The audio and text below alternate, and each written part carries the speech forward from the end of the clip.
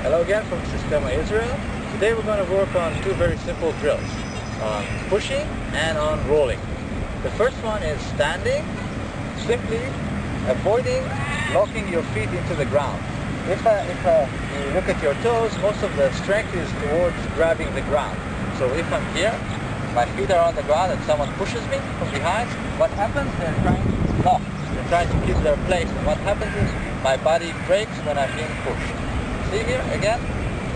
And now, if I'm more relaxed, then I can move my entire body and, of course, work in a different way.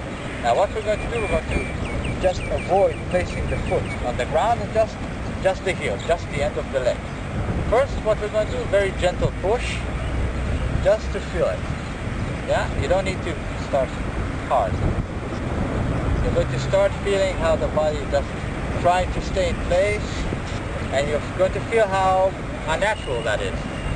And then we're just going to relax more and more until it will just slide off. Now, if I'm trying to push it away, what happens is I'm creating a support for the stick or whatever is pushing against it. If I'm relaxing, I'll be able to control it much better and survive, especially if it's a knife. Doesn't matter at the level. All I'm doing is just letting my body relax, but I'm avoiding the feet.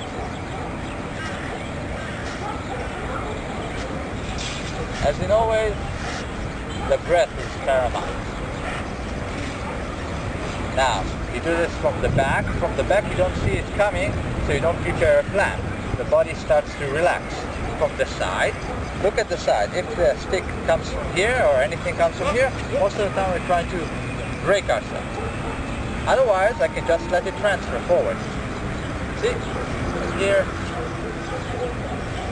And the arms which are connected are just there to protect yourself. Then you can stay in place and do your work instead of reacting, instead of being the sound of the drum. Now, you do it from the front.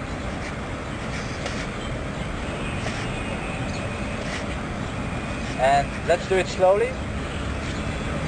Look, the arm comes up because the body moves. And it can either try to stop the person from coming in or help him in completing his movements.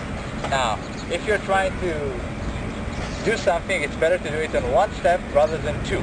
So if he's pushing me and I'm giving the location, then pushing back, that's a lot of resistance. That's a 50-50 chance of success. And in life, that's not very good odds. Otherwise, if I'm relaxing and I'm helping him move, it will work better. Now, for the rolling, what I'm doing is standing again in front of a relatively safe surface. And again, the feet are in the air. I'm looking down. If my feet are down and I'm looking down, it tenses up my back, my legs. Why? Because the feet are trying to stay where they are. They're trying to lock into the ground, to ground yourself pretty much. Now, if I'm relaxing the feet off the ground, the legs and the hips can move. So from here, I'm looking down and I'm not tensed up at all. The heels are a bit because it's unusual, but my body will be able to relax. And once more, they can move to facilitate a better roll, just to let the body move. So from here, first just relax slowly.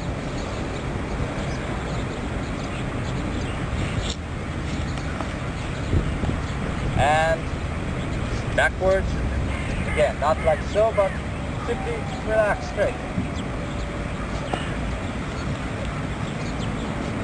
Nothing fancy here, and then you can move on to something a bit more ostentatious. For example, jumping and rolling or whatever, like pulling the gun out and shooting. So from here, simply go after your eye, and so on. You're not trying to reverse or anything, just to keep your legs under you, and you move your body without referencing it to the ground or to anything else. If you refer just to yourself, then you are free in movement and you can simply roll in place. Just go forward. and there is no real impact. So from here, hands, no hands, just breathing and relaxation, and from there comes awareness and control. So thank you from Systema.